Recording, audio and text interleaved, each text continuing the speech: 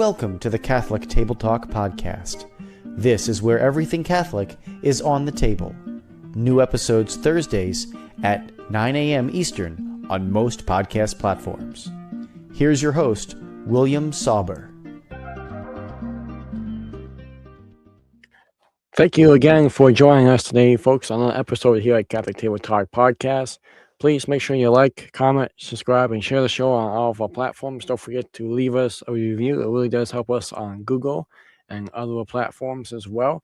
Don't forget to check out our website, catholickt-table-talk.com. Also, speaker and topic requests for the summer and fall and beyond at catholictt, that's Catholic with 2 T's, at gmail.com. So last week we talked about with Dr. Mike, we talked about socialism and communism and the kind of six philosophers that ruled America. Today we're going back even deeper into history, like Catholic Christian history, right? Catholic history is we're kind of going back into one of my favorite times in the church, and at least back when I was in high school, I liked to study this, was the Middle Ages, right? And we have author making his Catholic Table Talk debut, Jebs Smith. Jebs Smith is an author and speaker and historian who has written 5 books, including Defending Dixie's Land, what every American should know about the South, and the Civil War, written under the pen name Isaac C. Bishop, Missing Monarchy, correcting misconceptions about the Middle Ages, Middle Kingship and Democracy and Liberty. That's the book we're going to talk about today, as well as Defending the Middle Ages, Little Known Truths about the Crusades, Inquisitions, Medieval Women, and much more. And Mr. Smith has written over 130 articles found in several publications. A little bit more background on the book. And here's the book for everyone to see if you're watching. Again, a little bit more is when you think of democracy, what comes to mind? Comparing democracy to monarchy, are you thankful to be living free rather than suffering oppression under a medieval tyrant? What if you could be evidentially shown that the democracy you hold so dear is now not less than ideal than you've been taught, but is actually inferior to the kingdoms of the Middle Ages? So again, we're going to talk about this book and so much more with the author, Jebs Smith. And let's bring him on to the show for the first time. So, Jeb, thank you for, again, your flexibility with getting the show together. And really happy and thankful to meet you and have you on. I think this is going to be a great episode. Thank you for having me on, Bill. And no problem with the scheduling. We got it to work. So, all right, we did. Good. So, let's start off right there because, like I said, a lot of people... Like I said, it's one of my favorite times to study, or at least it was back when I was in high school. And a lot of people kind of misinterpret the Middle Ages, like everything in life, and country and history, like kind of misinterpret it a little bit. So why do you think the Middle Ages are misinterpreted in America's schools and media today? The reason behind it, I think the victor writes the history. That's one thing I've learned digging into history, regardless of the subject. Whatever the winning culture or society is, it will display itself in a positive light. Obviously, it wants its people to be obedient, to be conformist, to be patriotic, generally, to think that they're in the best society, and that whatever was defeated or overturned or came before it is going to be misportrayed as evil, the Dark Ages, and so on, so that no one seeks to return to any system that could challenge it. And this happens across the world. There's a reason why Muslims in Iraq desire Sharia law and believe that Islam is true. It's in Iraq, you have Sharia law. You have Muslims who want that system. They want the political, religious, economic system that they're in, and they think they're the best as well. And that's the best system because that's what their culture and their education teaches them. That happens across any country in the world. That's just an example. You go to Asia, it'll be different. So I like how you put it though with Islam, because I mean they do believe that it's actually true, and actually don't correct me if I'm wrong, but it actually states in the Quran, like you kind of eliminate everyone else who disagrees with you. Yeah, and any society or power structure, whoever's in charge wants to demonize everyone else, or they'll do it in some manner and put their system in a positive light, and whatever is progressing or becoming more like them is seen as positive, and anything different will be misportrayed. But how did that research change your politics of that perspective? Yeah, well, it introduced me to a new form of looking at law and politics completely that would have never came to my mind. Again, in America, we don't really think in those terms. It's basically, when you think of monarchy or the Middle Ages, you think it's dictatorship and control and power. And so really, in my view was that America was the greatest nation on earth, and that we'd set up the freest, most libertarian country, most Christian country there'd ever been, because I didn't learn outside of my little bubble that I was given. And so going back to the Middle Ages, learning how they viewed law, how they incorporate decentralization, the various principles that they had in government. I now look at America as an authoritarian system and oppressive and secular compared to the Middle Ages, which is before I would have never had that perspective, because I wouldn't have known any other options were out there. Sure. No, that's a fair and great point. I mean, that is very true. That's a lot of people don't really see that. A lot of people should see that more, I feel. The only options I had before was either you're liberal or you're conservative, you're left or right, and you can't think outside that bubble. So yeah, that's why history really opens up your mind to other opinions and way people have done things, which can completely transform your own views. Right. And I mean, in Catholic Church, like white and wrong, it's not like white or left, it's white and wrong, white and wrong. So, I mean, that's exactly. So, yeah, I think outside those bubbles instead of think with them. So, what was the biggest shock to you that you discovered during the Middle Ages? Because, I mean, of course, when I was in school, everything was kind of shocked. I thought it was kind of cool, but because you did a lot of research in this book, so like, what was the biggest excitement, shock to you when you mind blowing?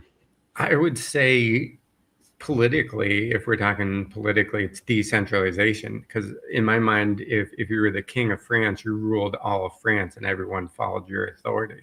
And so what I found out was that really in the Middle Ages, you had all these villages, dukedoms, monasteries, you had isolated villages and towns, and they all self-governed themselves, and they all had different laws and regulations to go by. And so like in America, everyone in the United States has to follow federal law.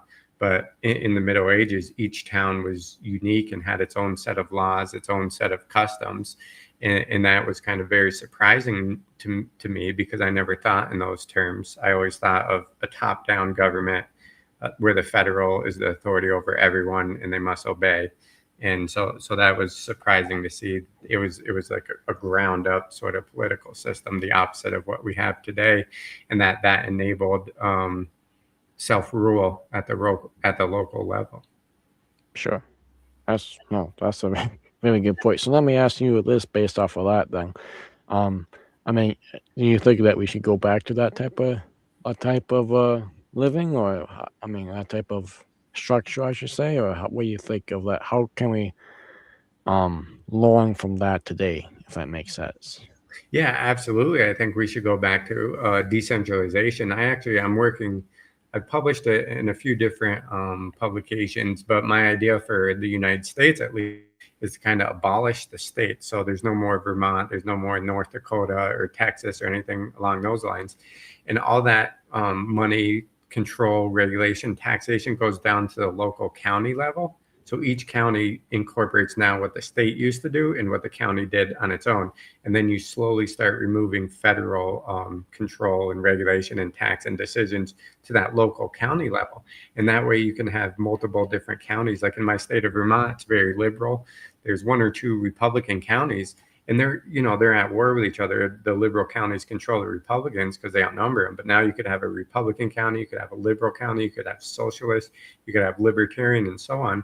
And people could move to these counties and be self-governing without having to fight for a majority at the state or even at the federal level. And we could return to the Middle Ages and allow self-government and remove all the fighting that's involved with democracy and trying to outvote and try to force your way on other people. Now we could be at the county level and everyone could have a county to their liking. Like I said, every group, you could have Democrat, liberal, Marxist, communist, libertarian, anarchist, whatever it is. And you'd have all these thousands of self-governing counties across the United States. And so in that way, we would look very similar to the Middle Ages. Gotcha. Now, you were very clear on what you were stating there. I mean, I got all of it.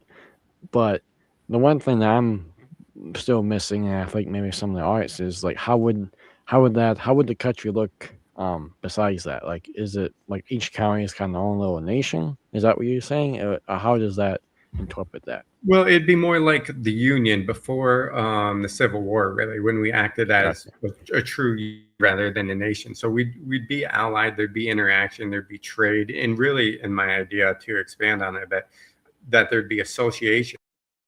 It is now, there'd be voluntary associations of counties. So maybe 5 counties over here want to get together and do education a certain way.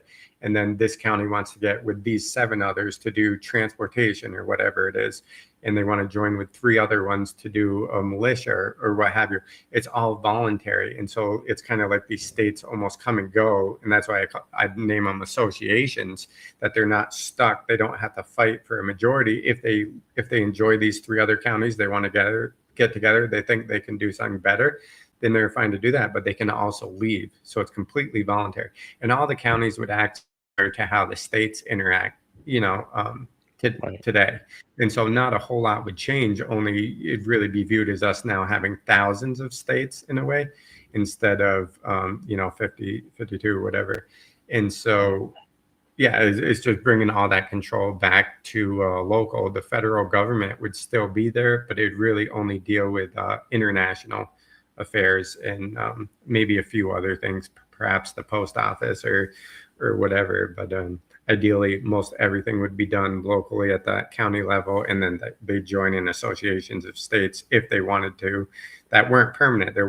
They freely join into it, and they can freely leave any association if they decide it's no longer to their benefit. That's a very interesting take right there. I mean, that's I can see it. That's very cool. Like I said, we talked about socialism and communism last week, so now we're doing this. This is great. So I guess I want to get this in too, Jeb, is like what really inspired you to write the book?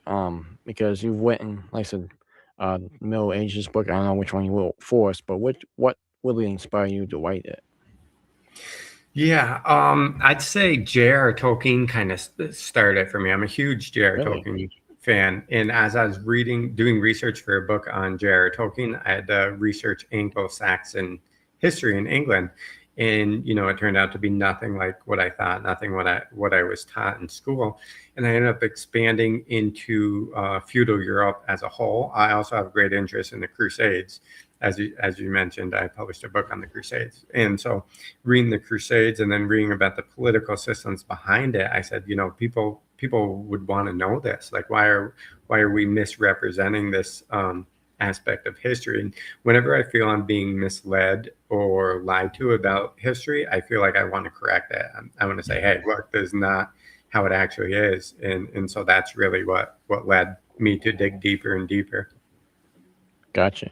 And I always usually ask this question too, but like, what is the age level that people can learn? Like, what can 8th grade? What they can really grasp onto it? What's kind of the age levels that people can start reading it? That's a good question. I mean, I think when I think of younger ages, I think of probably the more, I don't want to say intelligent, but the people that are more interested in this sort of stuff. So I think anyone in high school that's interested, they may not grasps everything, but it's really written for all age groups. And I think anyone at high school age and up is going to get more than enough out of it.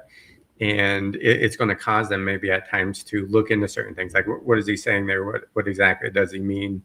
What's this word mean? I had to do that the whole time as I was researching too, which would then lead them to reading other sources as well. So it's just a good thing all around. But yeah, I'd say anyone in high school can definitely get enough out of it for sure. Sure. And I mean, what is like the number one misconception about the Middle Ages? Do you reference in the book, or what to you? What is the number one misconception that people say the Middle Ages is it's stake because of this or this? Some people, Right. Oh, that's tough. I'd have to say the Inquisitions are, but Yeah. since we're talking about missing monarchy in the political systems, I'll say the power of the king. The kings at the time were not the dictators. They were not even monarchs. Vassals oftentimes were more powerful than them. They controlled only the small little area. They could not create law. They could not levy taxes on their whole nation, or they were really subject to the law, the people, and their vassals. And so today, presidents, governors, unelected officials, bureaucrats even have more authority over us today than the king had over 99% of the peasants, who he had no interaction with at all. And so the feudal hierarchy made it in a way that he didn't even touch 99% of his population or have any authority over him. So that's what I'd say, is that the kings were very libertarian, almost anarchist. They couldn't create law. They were extremely weak compared to modern presidents or governors and so on today. That America is not the freest nation. The Middle Ages is uncomparably more free than we are today. Really? I mean, I don't think I really knew that. I mean, I probably knew I think I heard the king something like that one time, but yeah. I mean, again, I'm not trying to be like pushing a political here, but like all these no kings protests is like, I mean, just like kings today or presidents today, like you said, have more control than they did back then. Right. I mean, that's and crazy. it comes in part because the whole view of law back then, they viewed law like they did in the Bible, like the 10 Commandments. So it's set in stone. It's not something that can be changed by man, whether a majority or a king, because it comes from God, who's a higher law than man is. And so it's really a secular humanistic mindset that we have in modern times with legislators that says man can pass law and man can tell another man what to do. That's not really in the medieval thought. It's not in the Christian thought. It's that you have your inalienable rights, as you'd say, from God, from the Bible. And there's duties that the king is, he's a servant, as Deuteronomy 19 says. He's a servant to his people. He's not above them. He's not a ruler. That's a monarch. That comes from when we return secular Roman law, which is pagan philosophy, that this king's divine in himself, the divine right of kings, that didn't exist in the Middle Ages. So that comes later on after the return of Roman law, and we apply that to Senate, to the Supreme Court, to presidents, and we give them this divine authority that they can declare new law against what man wants, whether he voted for him, whether he didn't vote at all, whether he wants law or not.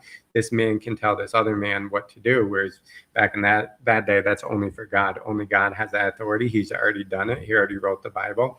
You already have the laws. There's nothing new to be created, because that's really elevating man above God. So basically, Jeb, because I think a lot of people out there might be thinking too, Middle Ages, again, the church, you don't really hear it at the pulpit, on Sundays. You don't really hear it much in today's society or today's even church, really. You have to kind of do your history on it.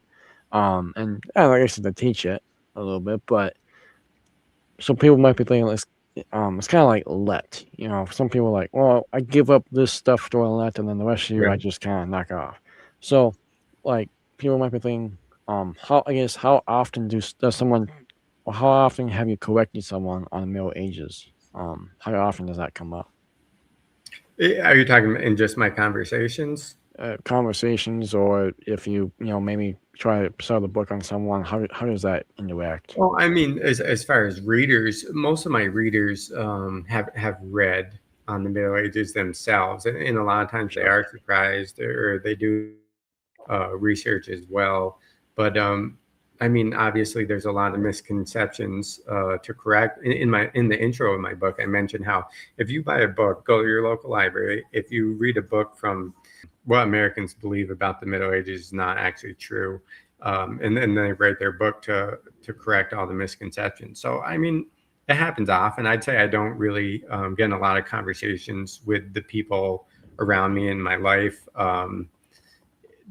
That leads me to correcting a lot of misconceptions, but I will bring it up. I do some editorials at local newspapers, especially with all the No King protests that have been going on.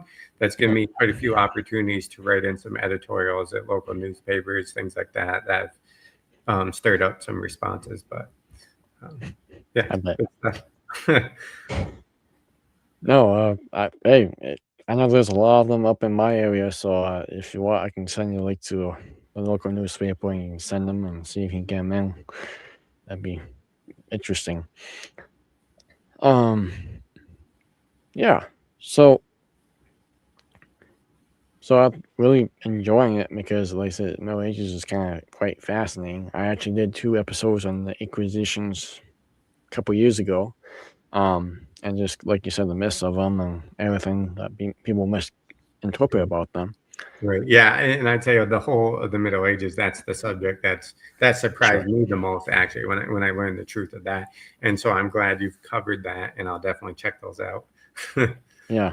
I mean, because they're different from the Crusades, right? I mean, they're completely different. Yeah. Right. So yeah. Again, the book one actually popped up on time this time, Missing Monarchy. Jeb Smith, again, he does a couple other books. So, Jed, I had this thought come up in my head when I was actually looking at your books before the show. Do you do any teaching for history, or have you done any teaching for history? Because I think you'd be a great teacher. I'm just throwing that in there. Thank you. I mean, I haven't done any classes. I've looked into it. I might do some debates in my area. I've done presentations, and people those have gone really well. So far, they've just been on the Civil War. I will be doing a presentation at the St. Benedict Center, which I'm excited about, in October. But right now, it's mostly presentations. I'm really focused on writing. I have a couple other books. I'm working on a book on Tolkien and some more articles to get out. But that is something I would definitely look to do as I kind of finish up publishing some of these next books. Open up time, and as I've made more connections, that's a possibility for sure. Sure. I guess a couple more questions before we round out, Jeb, is that, like, which chapter in there is your favorite? Which one that really gets you excited that, you have to have people read? Like, this is, yeah. That's a tough one. There's a lot of chapters that I like. I really like that I start out with correcting the misconceptions about a medieval king and the power that he has, because I think that's the most common misconception. The one on decentralization is important so that people can see an alternative to the modern centralized state. I think my critique of democracy, I mean, I have a lot of chapters, but on democracy providing self-governance, it's kind of in our mindset that representatives in voting in democracy provides you self-government, but it's actually the opposite. That's how we've lost our self-government. That's how it was taken away from the people and given to the modern state, we're now controlled by national political parties and interest groups. Voting does not achieve self-government. It's really the justification for other people to control you. If voting provides self-government, every time you voted, you get who you want and the policy you want. No one in America actually gets that. And say, like, we really select the lesser of two evils, I think. So say your Republican wins, well, now you're taking away the Democrats' self-government. And if they win, they're taking away the Republican self-government. That's a very important chapter, I think. Gotcha.